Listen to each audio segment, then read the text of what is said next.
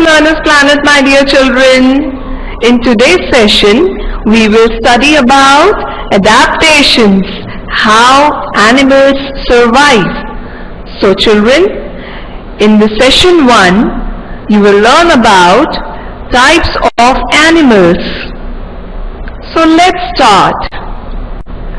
Children, like plants, animals have also developed certain features which help them to survive in their environment, and the process of developing these features in order to adjust to the changes in the environment in which they live is called adaptation. So children, are you clear with this? Yes, let's read it again.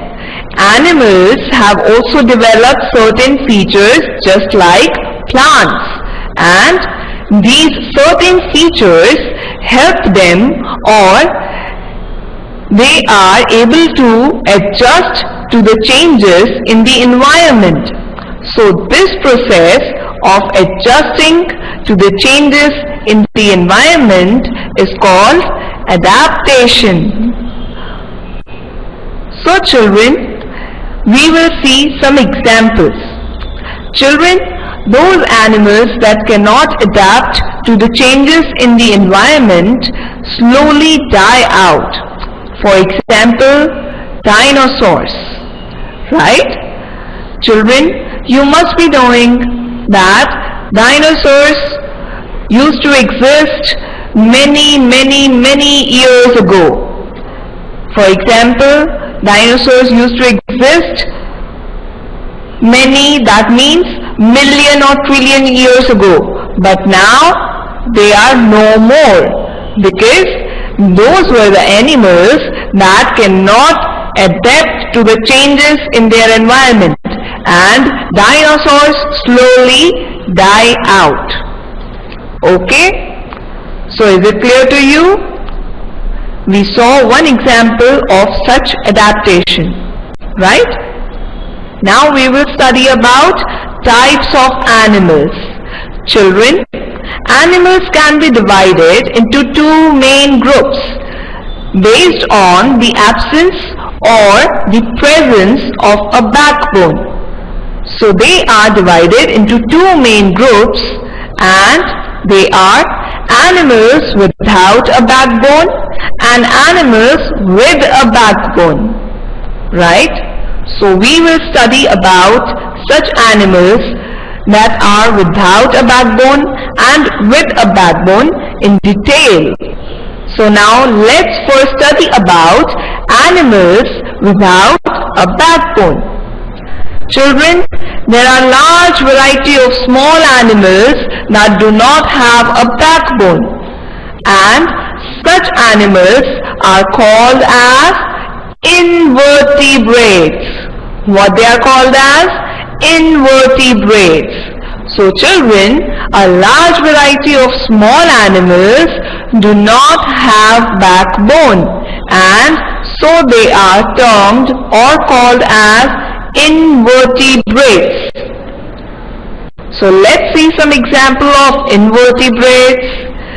Yes children, for example, they are insects. Insects do not have a backbone. Then worms. Worms also do not have a backbone, so they are invertebrates. Then spider. Can you see in the picture? They do not have any backbone, so they are also under the group of invertebrate. Then scorpion. Then snails. Then bugs, jellyfish and octopus. So these are some of the examples of the animals that do not have any backbone, and so they are called as invertebrates. Children, the same way we can say that insects have 6 legs and their body is also divided into 3 parts. As you can see here, this is the whole insect. You can see the picture of this whole insect, right? So insects have 6 legs and they are divided into 3 main parts, and the 3 main parts are head, then thorax, that is this part, middle part, and the last one is abdomen. So children, always remember that insects body is divided into 3 main parts, and the first one is head, second one is thorax, and third one is abdomen. Okay children? Most insects have a hard outer covering also, that is made up of a material called as chitin. C-H-I-T-I-N, chitin. And most insects can fly. Children, you will be very amazed to know that there are more than 1 million different types of insects. Right? There are more than 1 million different types of insects, and most of the insects can fly, and their hard outer covering is made up of chitin. Okay? So children, I hope you are clear with the animals without a backbone. And now we will study about the animals with a backbone. Children, there are many animals that have a backbone, and so they are called as vertebrates. Children, what is the difference between vertebrates and invertebrates? Yes, we just studied that animals without a backbone are called as invertebrates, and the animals that have a backbone are called vertebrates. So children, did you got? Yes, have you got the difference? Okay, so we can now study about the vertebrates, right? We will see some examples of vertebrates. So the animals that have a backbone are called vertebrates, and they can be further divided into smaller groups. So we will now study about each and every group of vertebrates. So the first group of the vertebrate animals are fish. This group consists of a large variety of animals that live in water, and these animals breathe through gills. So children, are you clear with this? Children, this is the group that consists of a large variety of animals that live in the water, and these animals breathe through gills. So they have gills to breathe in the oxygen, right? As you can see here, these are all water animals, and they are all called as vertebrates.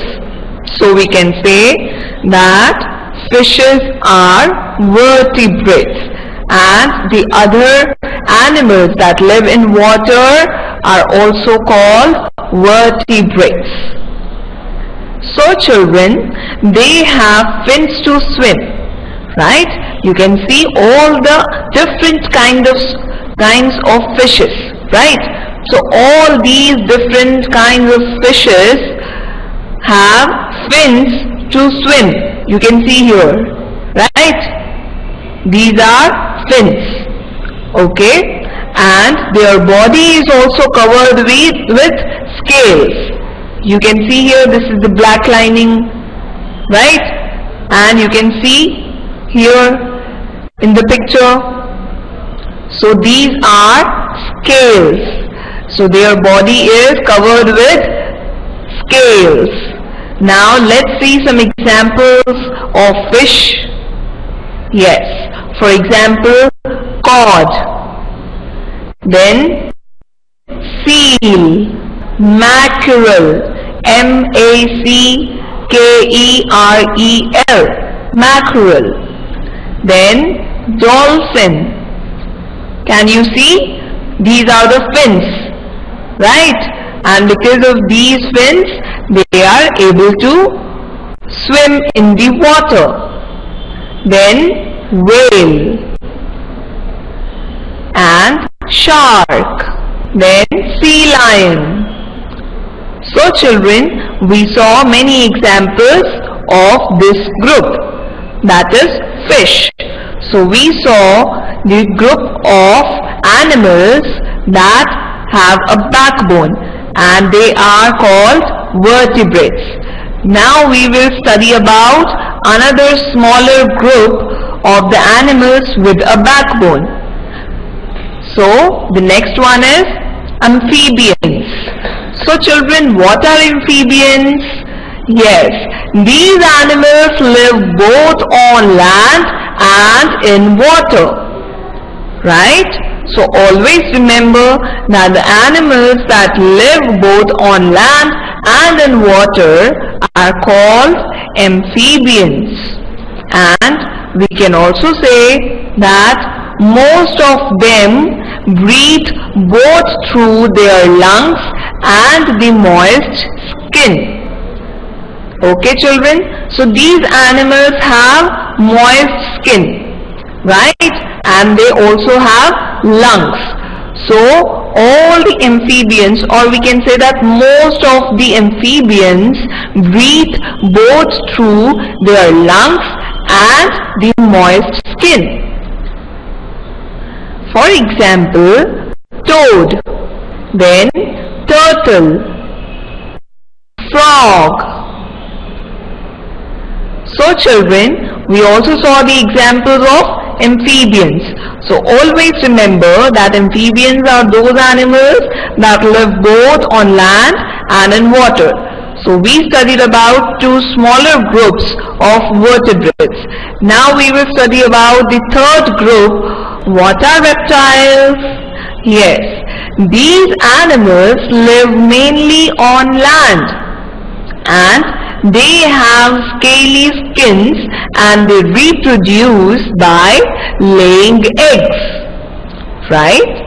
So we will see some example and you will come to know that such animals mainly live on land and they have scaly skins. You can see in this picture, this is a picture of which animal? Yes, iguana. So you can see some impressions.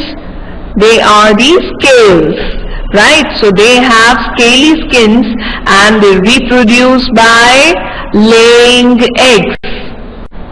For example, crocodile, then snake, gecko, iguana, right? Children, you must be knowing that most of these animals breathe through their moist skin, just like fishes and the amphibians. So always remember that reptiles are those animals that live mainly on land. They have scaly skins and they reproduce by laying eggs, and most of the reptiles breathe through their moist skin, just like fishes and amphibians. Alright children, and because of this we can also say that just like fishes and amphibians, reptiles are said to be cold-blooded animals. This means what the cold-blooded animals mean? Yes, this means that their body temperature changes with the change in the temperature of the surroundings. So whenever the temperature of their surroundings would be changed, the body temperature of these animals, that is reptiles, will also change. And so we can say that reptiles are cold-blooded animals. What are they called as? Yes, just like fishes and amphibians, reptiles are said to be cold-blooded animals. So always remember that fishes, amphibians and reptiles are all cold-blooded animals. Alright children. So children, I hope that you enjoyed this session and you learned about types of animals. But we will continue this lesson with more types of animals with a backbone, which are also called as vertebrates, in the next session. Right? So we'll continue this lesson in the next session. Till then, keep learning, keep enjoying. Thank you children.